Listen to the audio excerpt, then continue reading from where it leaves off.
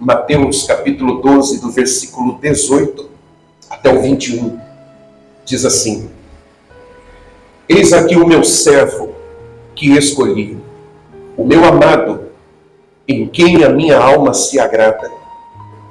Farei repousar sobre ele o meu espírito, e ele anunciará juízo aos gentios. Não entrará em discussões, nem gritará, nem fará ouvir nas praças a sua voz.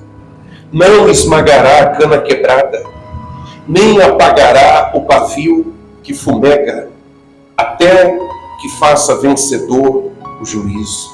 E no seu nome os gentios colocarão a sua esperança. Amém, igreja? Amém. Mateus citou e registrou essa passagem, mas essa fala não é dele, não é Mateus quem falou isso. Mateus está citando algo que Isaías havia falado a respeito de Jesus. Jesus é esse servo que veio como um servo, viveu como um servo, e nele estava o Espírito do Senhor. E é nele que o Pai se compraz ao ponto de dizer: meu amado, em quem a minha alma se agrada. Amém, igreja? E por que Mateus está falando disso nessa passagem? Ouça com atenção, por favor. É porque Jesus, nessa ocasião, se você ler os versículos anteriores, Jesus, ele causou um tumulto, não que ele quisesse isso, mas houve um tumulto quando ele, num dia de sábado, dentro da sinagoga, curou um homem que tinha uma mão atrofiada, uma mão mirrada. Na sua versão pode estar escrito a mão ressequida. Ele tinha uma das mãos atrofiada. Ele curou num dia de sábado. Isso para os judeus era uma ofensa sem tamanho. Ele fez o bem para esse homem. E por ele ter feito esse bem a um homem, só porque era sábado, queriam matá-lo. Matar Jesus. Então, ele sai do meio deles. Muitos seguem Jesus quando ele sai. Ele cura muitos doentes. Ele continua trabalhando. Ele continua fazendo milagres. Mas Jesus, ele pede para as pessoas que elas não exponham a ele a publicidade. Ele não quer chamar atenção. Ele não quer ser polêmico. Ele não quer ser o causador de tumultos, embora o tumulto parece que acompanha Jesus. Chega um momento, quando ele está perto da sua morte, que aí sim, que ele está para se entregar, e aí ele já não está mais medindo nada. Ele quer que vejam, ele quer que saibam, ele quer que todos saibam. Mas por muito tempo, Jesus ele fugia da evidência. Jesus ele fugia da notoriedade, da visibilidade das pessoas. Está dando para entender direitinho, igreja? E é por isso que Mateus vai citar Isaías, porque é uma profecia. Isaías disse que ele não chamaria atenção. Isaías disse que ele seria manso. Isaías disse que ele não seria um cara polêmico, embora ele viesse para fazer com que a lei e a religião, a tradição judaica principalmente, que era muito mais do que a lei, percebesse o erro, o equívoco. Então Jesus ele veio e deu uma chacoalhada na religião. Ele balançou, mas ele não fez isso com a intenção de se aparecer. Está dando para entender direitinho, igreja? E por que essa passagem que Mateus está citando tem a ver com isso? É o que diz lá no versículo 19. Leia de novo. Aqui na minha versão diz assim: não entrará em discussões, nem gritará, nem fará ouvir a sua voz nas praças. O que Isaías está dizendo com isso, igreja? Esse vai ser o perfil de Jesus. É assim que ele vai vir. Não é o causador do caos, é esse homem manso. Esse homem que vem para ajudar as pessoas. Mas ele não tem a menor intenção de ser o centro das atenções ali na Palestina, ali entre os judeus. Amém? Mas o que eu quero chamar a sua atenção mesmo, explicado isso para você, é o que está no versículo 20, esse aqui é o centro da mensagem. Leia de novo o que diz aí. Não esmagará a cama quebrada, nem apagará o pavio que fumega. O que quer dizer isso? O que significa isso? Por que Isaías falou isso lá atrás e por que Mateus está trazendo esse assunto, essa profecia, nesse momento aqui? Eu quero abrir um parêntese para explicar para você entender. O que significa a cana quebrada? O que significa o pavio que está a ponto de apagar? E Jesus não vai esmagar a cana quebrada, Jesus não vai apagar o pavio que está quase se apagando. Só para você entender, igreja, o povo judeu viveu séculos de sofrimento, viveu durante séculos de opressão, viveu durante séculos sendo dominado por mãos de ferro de outros imperadores. Posso explicar para você entender? Não vou nada, vou pular essa parte. Depois de Salomão, o reino se dividiu. Israel era unido durante o reinado de Saul, de Davi e de Salomão. Israel era um território só, as 12 tribos. Quando Salomão morre, há uma rebelião entre o povo do norte e o povo do sul. Há uma rebelião por causa de um filho de Salomão que herdou o trono no reino do sul. E 10 tribos entram nessa rebelião e o reino fica dividido. O reino do norte, Israel, é uma coisa. 10 tribos pertencem a esse reino. Reino do sul, onde está Jerusalém, é outra coisa. Apenas Judá e Benjamim estão ali. E desde que o reino se dividiu, o reino do norte, Israel, capital Samaria, teve 19 reis. Todos maus. Todos fugiram dos caminhos do Senhor. E você sabe, se você lê a Bíblia, você lê o livro de Reis, você lê o livro de Crônicas, você vê que o povo penava toda vez que um rei se desvirtuava, se afastava dos caminhos do Senhor. Então vinha todo tipo de sofrimento. Vinha escassez, vinham inimigos, haviam guerras, perdiam batalhas. O reino do norte penou durante o reinado de 19 reis, séculos. Até que então, o reino do norte, ele é capturado por Samaria, pela Síria, e é levado cativo. E o rei da Síria espalha, como que pulveriza todo o povo para todo canto do seu império. Passado um tempo, o reino do sul, Judá, é capturado por Nabucodonosor, rei da Babilônia. O novo império se levanta. Mas antes disso, Judá, durante o reino dividido, foi também governado por 19 reis. Teve uma rainha durante 4 anos que usurpou o trono. Com ela foram 20. 19 reis, tirando essa rainha. Judá viveu um pouco melhor, porque havia uma alternância. Vinha um rei mau, depois um rei bom. Então o povo estava na escassez, na miséria. Daqui a pouco entrava um rei bom. Ele reformava a religião, ele trazia o povo para a adoração, o culto a Deus. O reino prosperava, o reino crescia, o reino avançava. Daqui a pouco vinha um outro, seu filho, e fazia o que era mal perante os olhos do Senhor, e ó, o reino descambando de novo, miséria de novo, escassez de novo, inimigos de novo. Por que eu estou dizendo isso para vocês? Olha qual era o estado, qual era a situação de Israel, do que eles vinham, até Jesus voltar. Então vamos lá, o rei da Síria toma Israel, o reino do norte, e desfaz esse reino, não existe mais. Depois vem Nabucodonosor, toma o reino do sul e leva cativo também. E aí Israel passa a ser frequentemente dominada. Tem o Império Assírio, tem o Império Babilônico, depois tem o Império Medo-Persa, depois vem a Grécia, todos dominando. Israel nunca mais foi independente, nunca mais foi uma nação autônoma, sempre refém dos imperadores de outros países. Está dando para entender ou não, igreja? O povo cativeiro. Dominação o tempo todo.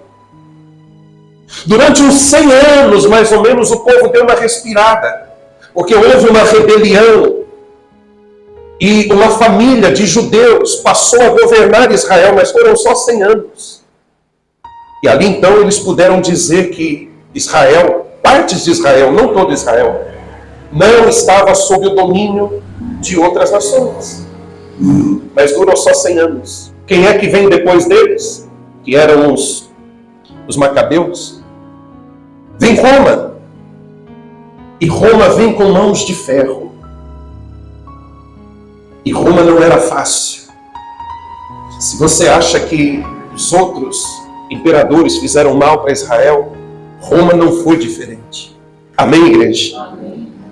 Para começar, Jesus nasce quando ali na Judéia, o rei chamava-se Herodes. Herodes era um homem louco, ele mandou matar toda a sua família. Ele não era romano, mas trabalhava para Roma.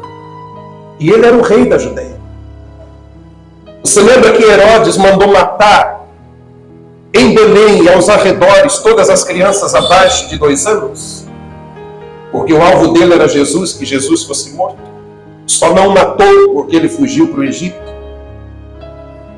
Olha o nível do rei que mata a sua própria família, que manda matar criança, bebês e até 2 anos de idade. Esse é Herodes. E é nisso aí, nessa situação, nessa condição que Jesus nasce. Você acha que está fácil para Israel? Não está nada fácil para Israel. Esse é o perfil dos reis, dos líderes que estão dominando. E não basta só Herodes, não basta só o rei com esse perfil. Muita coisa ruim vai acontecendo. Os impostos são altíssimos, o povo vai empobrecendo, dando seu dinheiro para Roma. Dando para entender, igreja? Posso continuar? A religião está corrompida, vendida. Religião judaica e Roma estão de mãos dadas, oprimindo o povo, judiando do povo, tornando a vida do povo mais difícil. Os soldados são truculentos nas ruas. Os soldados humilham o povo judeu. Eles chamavam os judeus de plebeus, de raça sem valor e outros nomes. Era assim que o povo de Israel estava vivendo na época em que Jesus veio ao mundo, igreja. Havia uma perversão sexual. Ninguém era de ninguém. Houve um imperador chamado Nero. Esse foi na época de Paulo. Jesus já tinha morrido. Nero é o que incendiou toda Roma, pôs a culpa nos cristãos. E por isso os cristãos pagavam com a sua própria vida, sendo queimados, lançados às feras. Passavam piche nos cristãos, penduravam estaca e ateavam fogo. Esse Nero, diz os historiadores, que ele teve relação com a sua própria mãe. A coisa era escancarada, era uma perversão a céu aberto, ninguém era de ninguém. Essa era Roma que dominava Israel. E Jesus então ele vem nessa fase. O imperador pior do que o outro, narcisista, querendo ser chamado de Deus, cultuado. O culto a si mesmo, megalomaníaco. Eles queriam possuir tudo. O luxo, a pompa, a reverência, a qualquer custo. E era o povo que bancava por meio de seus impostos. Por que eu estou falando tudo isso para vocês? Bispo, o senhor deu uma volta. Eu quero pintar para você o quadro de como era Israel, quem era Israel, e como esse povo sofria, como esse povo gemia debaixo da servidão, debaixo das mãos de Roma. E é nesse mundo dominado por Roma, debaixo desse domínio, que Jesus, ele nasce. O que eu quero dizer para você é que Israel, ele é essa cana que diz aqui no versículo 20, está quebrada. Israel é esse pavio que está quase se apagando. A esperança indo embora. Um povo revoltado, empobrecido, um povo saqueado. Essa cana é Israel. Esse pavio quase se apagando é Israel. E aí vem o servo do Senhor, Jesus, ele nasce. E ele nasce sendo um bálsamo para esse povo. Ele nasce para trazer esperança para esse povo. Está dando para entender direitinho? Eu vou ler para você o que está em Isaías, depois eu te falo onde está. Olha o que Isaías falou, uma outra passagem. Isaías vai dizer o seguinte, deixa eu abrir aqui.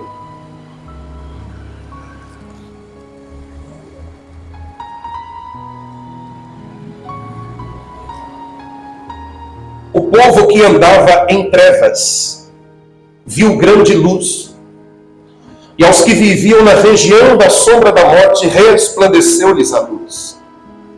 Tu, Senhor, tens multiplicado este povo e aumentaste a sua alegria.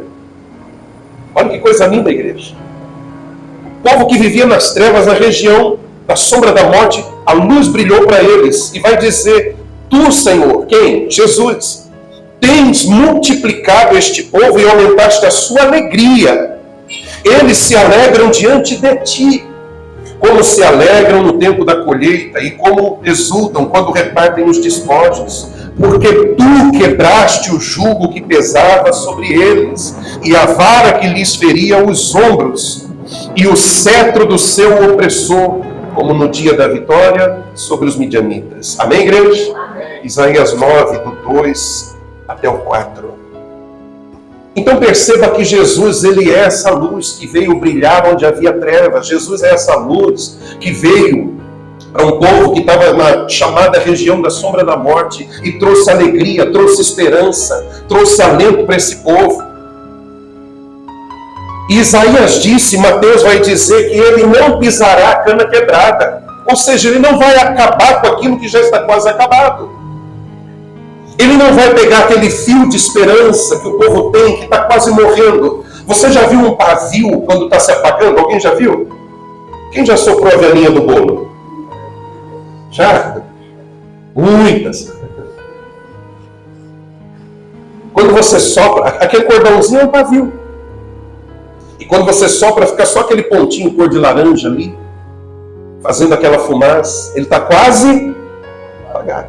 O que tem ali é só uma faísca. Essa é a comparação que a Bíblia está fazendo. E Jesus, ele não apaga esse pavio. Ele não acaba de acabar com tudo. É isso que a Bíblia está falando. Jesus não acaba de acabar com as coisas. Pelo contrário, ele vem trazer esperança para o povo. Ele vem ser luz para esse povo. Ele vem ser salvação para esse povo. Ele vem ser o remédio que a alma desse povo precisa. Amém, igreja? Amém. Você acha que esse povo está precisando ou não? Eu dei uma volta aqui só para explicar a situação do povo, a condição do povo. Quando ele vem, quando ele nasce. Mas ele vem com esse perfil. E eu fico apaixonado, eu fico admirado pela obra de Cristo, igreja. Um povo ferido, um povo machucado, um povo dilacerado, um povo que está sofrendo e não é pouco. E Jesus, olha para mim, por favor. Ele não vai pegar o título que ele tem, ele não vai pegar a autoridade que ele tem, para ser mais um opressor. Pelo contrário, sendo ele o rei dos reis, ele se faz servo, como diz a palavra, para servir a esse povo, para ajudar a esse povo, para trazer esperança de volta para esse povo, para mostrar para ele que há um reino que há de se estabelecer, onde tudo isso vai acabar. Diga glória a Deus. Não um reino político, não um reino onde ele vai sentar num trono, onde ele vai ter os seus assessores e libertar Israel de Roma, como muitos criam, não. Mas como eu preguei esses dias, um reino que não é desse mundo. Esse é o perfil de Jesus.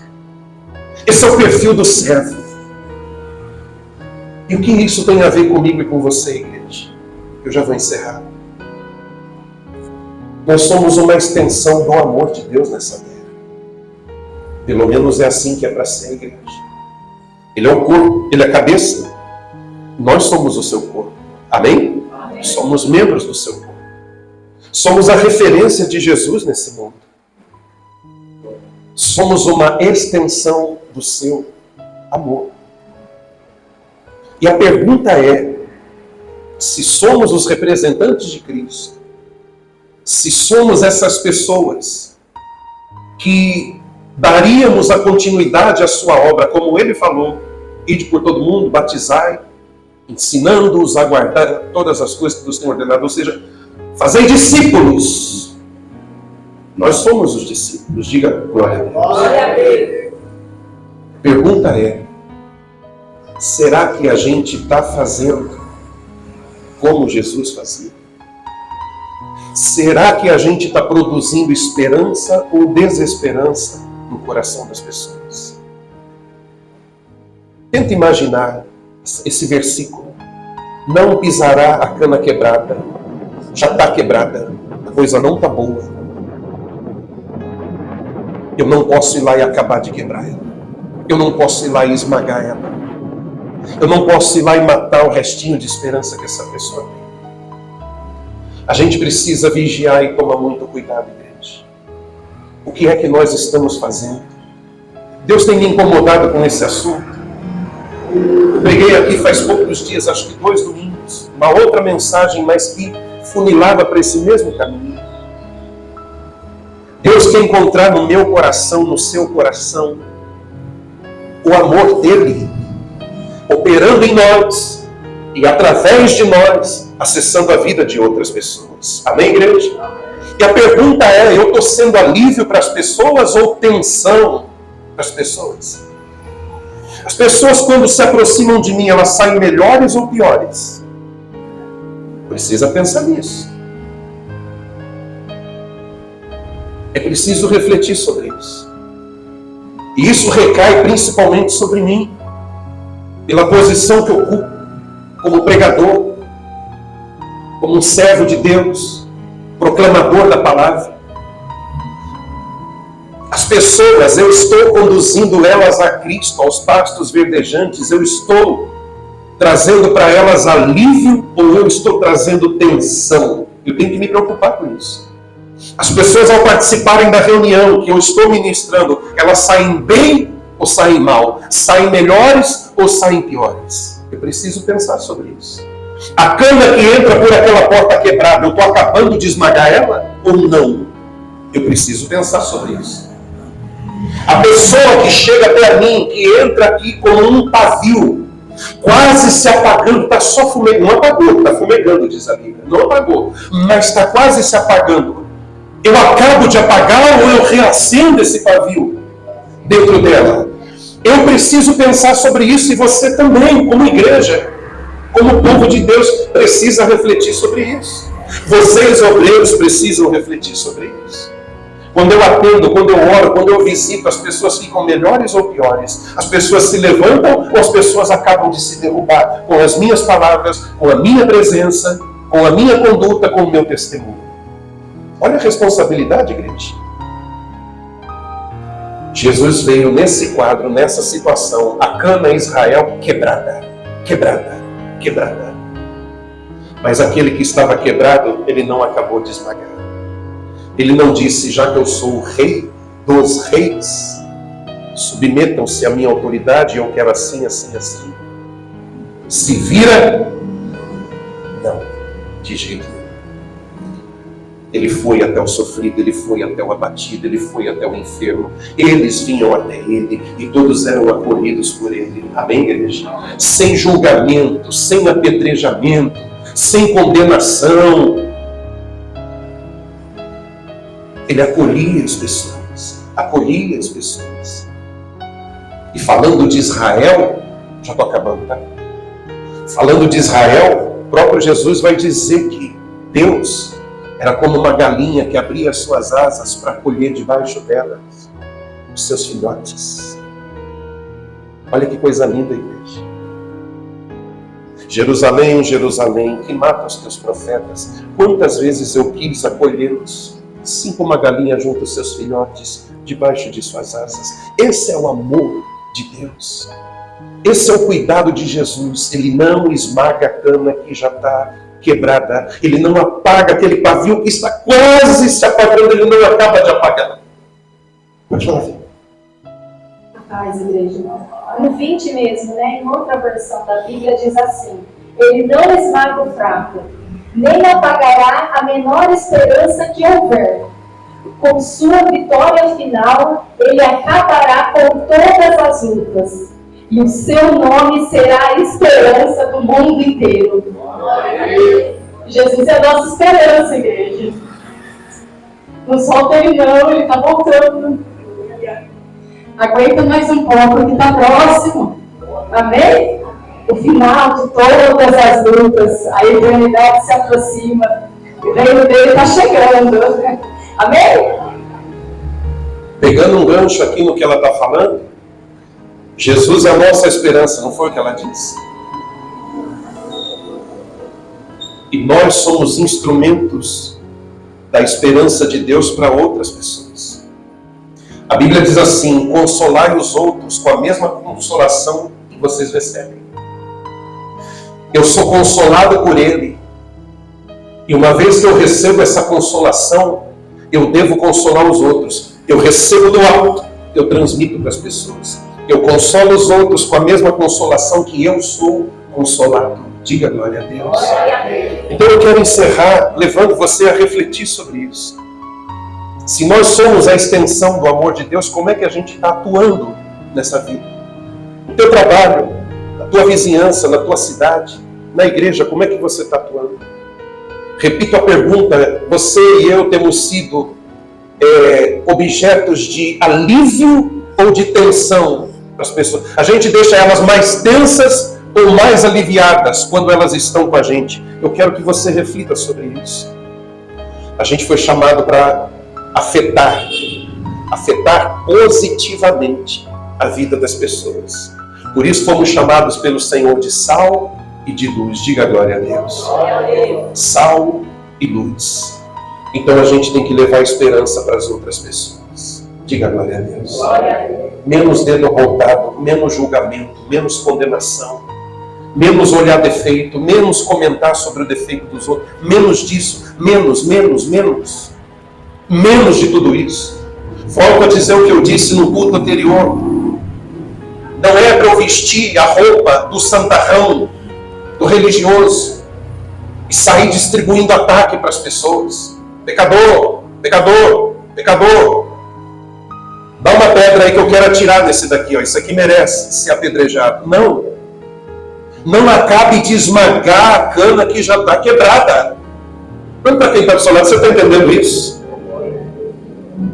Não acabe de esmagar a cana que já está quebrada. Gente, tem pessoas que se aproximam de você, que chegam até você, enviadas por Deus, para você trazer uma mensagem, trazer uma palavra, fazer uma oração, ajudar essa pessoa.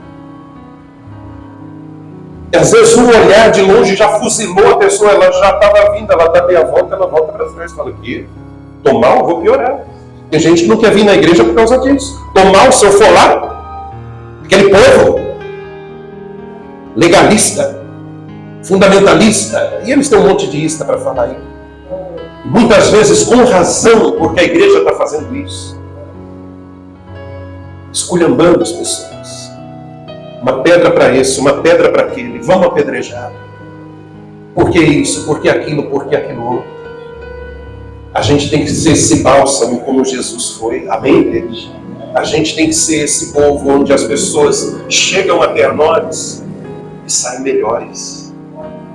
Chegam tensas, saem aliviadas. Recebem vida e não morte. Cuidado com as palavras que você fala. O teor delas. O propósito delas, por que você fala, o que você fala, cuidado com tudo isso. Se somos seus discípulos, façamos como ele fez. Amém, igreja? Última vez que eu vou ler: não esmagará a cana quebrada, nem apagará o pavio que fumega. Diga glória a Deus. Isso serve para Israel, isso serve para os gentios, serve para todos nós, porque ele vai dizer: no seu nome os gentios colocarão a sua esperança. Ou seja, Jesus é a esperança do mundo todo. Jesus está aqui em carne e osso? Está aqui em carne e osso? Então as pessoas têm que ver Jesus em você, as pessoas têm que ver Jesus em mim. Seus discípulos, seus representantes. Não esmague a cana que já está quebrada. Não acabe de apagar aquele paviozinho que já está quase se apagando. Reacenda ele, restaure essa cana, ajude essa pessoa. Amém, igreja? Fique de pé no seu lugar, vamos orar. Veja que você tem um chamado. Seja você membro, obreiro, pastor, não interessa. Como discípulo você tem um chamado. Como discípulo, Ele quer usar você. Como discípulo, Ele quer amar através de você. Que os seus braços sejam uma extensão dos braços de Deus. Que o amor que há em seu coração seja uma extensão do amor de Deus. Pai, nos ajude, Senhor. Tira o egoísmo de nós. Tira a religiosidade do nosso coração. Que a gente não seja perito em julgar, em condenar, em amaldiçoar. Que a gente não seja rápido e pronto para executar pessoas. Mas que a gente seja calmo, paciente, benigno, compassivo. Que a gente transborde amor, no teu amor, Pai. Nos ajude, Pai. A palavra diz que o amor se esfriaria de quase todos nos últimos dias. Quase. Coloca a gente nesse quase, Pai. Que não sejamos daqueles que vão se esfriar. Que sejamos o remanescente. Que vai permanecer no amor do Senhor. E amando. E o Senhor amando através de nós. Nos ajude em nome de Jesus. Faz a sua oração pessoal, igreja. Peça para Jesus fazer de você um bálsamo para a vida de outras pessoas. Peça para Jesus fazer das suas palavras, do seu abraço, da sua companhia, remédio, medicina para aquele que está sofrendo. Fale com Deus. Perdoa-nos, Senhor. Se às vezes a gente piora ao invés de melhorar a vida das pessoas. Perdoa se às vezes a gente pensa que o nosso problema é sempre pior do que o problema de todo mundo. E se alguém chega com o problema perto da gente quer que ela vá passear, vá cuidar da vida dela, porque o problema dela nunca é maior do que o nosso. E a gente está sempre com um problema para resolver. Porque o nosso problema é maior do que o de todo mundo. Não podemos dar atenção para todo mundo. Perdoa, Pai. Perdoa a insensibilidade. Sim, tem gente com muitos problemas maiores que o nosso. Sim, tem gente que uma palavra mudaria tudo. Um abraço sararia a alma dela. Um pouco de atenção resolveria. Uma mão estendida, um ombro oferecido, seria de grande ajuda. Mas parece que o problema dos outros é frescura, só o nosso que é problema. Só o nosso. Nos ajude, Pai, tira o egoísmo do nosso coração. Que sejamos solícitos. Que sejamos altruístas, generosos, sem interesse, sem falsidade, sem hipocrisia. Que sejamos, meu Pai, uma tábua de salvação. Que sejamos um porto seguro. Que o Senhor nos use para tal. E eu repito, Pai, que sejamos uma extensão do Teu amor.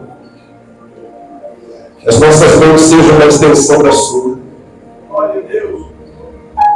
Os nossos braços venham ser uma extensão do Teu abraço. Usa-nos, Pai, como farol. Aleluia. Que essa igreja seja uma igreja acolhedora. Que esse povo que está ouvindo hoje essa palavra, que a sua vida, a sua essência, as suas palavras sejam medicina, sejam remédio para aquele que está quebrado, para aquele que está se apagando. Em nome de Jesus. Diga, Senhor Jesus, usa a minha vida, os meus lábios, as minhas mãos. Usa-me para a glória e para o louvor de teu nome.